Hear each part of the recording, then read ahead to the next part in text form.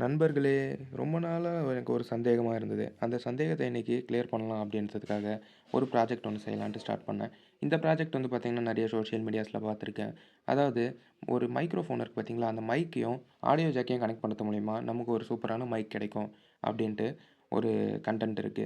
இது உண்மையாலே ஒர்க் ஆகுதா? இல்லையா? இதோட கிளாரிட்டிலாம் எப்படி இருக்கு? அப்படின்றதெல்லாம் பார்க்கலான்னு சொல்லிட்டு, நம்மளும் வந்து பார்த்தீங்கன்னா, இந்த ப்ராஜெக்ட்ட செஞ்சு பார்த்தோம். ரொம்ப பேசாம வீடியோக்குள்ள போகலாம் வாங்க.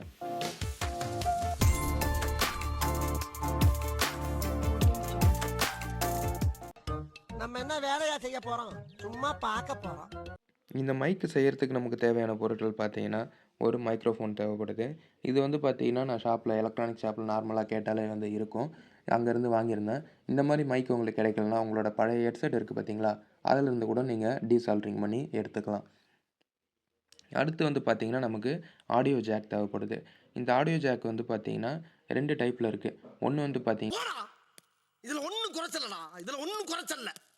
3 ரிங் வச்சிருக்கோம். இன்னொன்னு 4 ரிங் வச்சிருக்கோம். இது 2த்துக்கும் என்ன டிஃபரன்ஸ் அப்படின்னு கேட்டீங்கன்னா, 3 ரிங் வச்சிருக்கு பார்த்தீங்களா, அதில வந்து பின் டீட்டெயில் என்னன்னு பார்த்தீங்கன்னா, ஃபர்ஸ்ட்டு பின்னு அதாவது மேல கொஞ்சம் ஆ இந்த வ ப வந்து இப்ப நான் என்ன உங்கட்ட சொல்றது? ம் கோன் மாரி இருக்கும் பார்த்தீங்களா, அது வந்து பார்த்தீங்கன்னா மைக்கு. அடுத்து வந்து பார்த்தீங்கன்னா ஆடியோ. அதுக்கு அடுத்து 3 பின் வந்து கிரவுண்டு குடுத்துருப்பாங்க. இதுவே 4 பின் இருக்கு பார்த்தீங்களா, அதில அந்த கோன் மாரி இருக்கிறது மைக்குக்கும், அதுக்கு அடுத்து லெஃப்ட்டு, அதுக்கு அடுத்து ரைட்டு, அடுத்து 4த் பின் வந்து பார்த்தீங்கன்னா கிரவுண்டு இந்த மாரி குடுத்துருப்பாங்க. இது 2த்துக்கும் என்ன டிஃப்ரென்ஸ் அப்படின்னு கேட்டீங்கன்னா, இதில வந்து 4 பின் இருக்கு பார்த்தீங்களா, அதில ஆடியோவோட குவாலிட்டி கொஞ்சம் நல்லாயிருக்கும். 3 பின்னுன்றது கொஞ்சம் டல்லா இருக்கும். என்னன்னு கேட்டீங்கன்னா, இதில வந்து லெஃப்ட், ரைட்டுன்னு 2 சேனல் தனித்தனியா வந்து ஸ்பீக்கருக்கு அவுட் போகும்.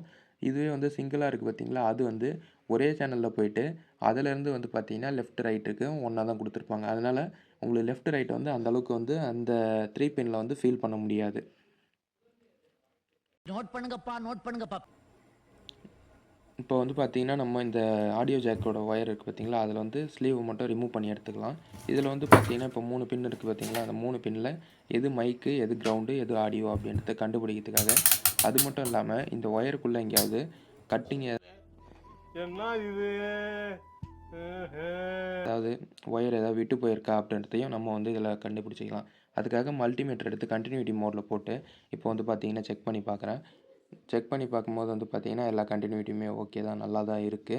இப்போ வந்து பார்த்தீங்கன்னா, நமக்கு வந்து இந்த ஒயிட் கலர்ல இருக்கு பார்த்தீங்களா, அந்த பின் வந்து பார்த்தீங்கன்னா, ஆடியோ. அத வந்து நம்ம இப்போ கட் பண்ணி எடுத்துட்டு போறோம். ஏன்னா, இப்போ ஆடியோ நமக்கு தேவையில்ல. இதில கிரீன் வந்து மைக்கு, அடுத்து எல்லோ கலர் வந்து பார்த்தீங்கன்னா, கிரவுண்டு.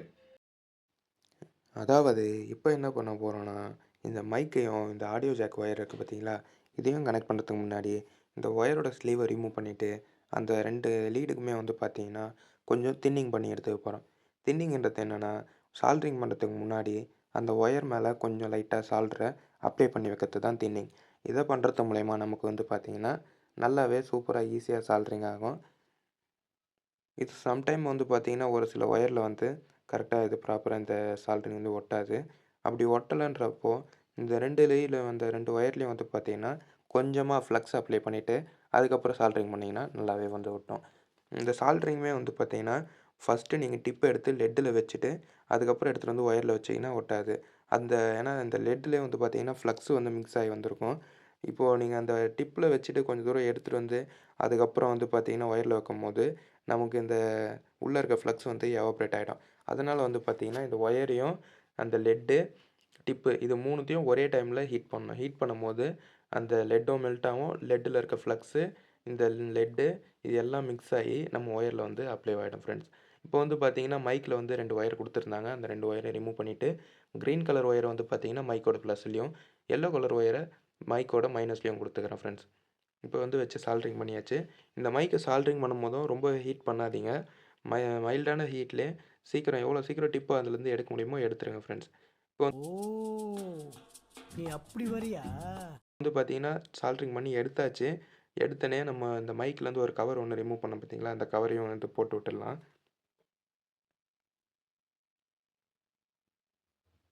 இந்த கவரையும் வந்து போட்ட உடனே நம்ம மைக்கோட லுக்கு கொஞ்சம் பார்க்க நல்லா இருக்கு.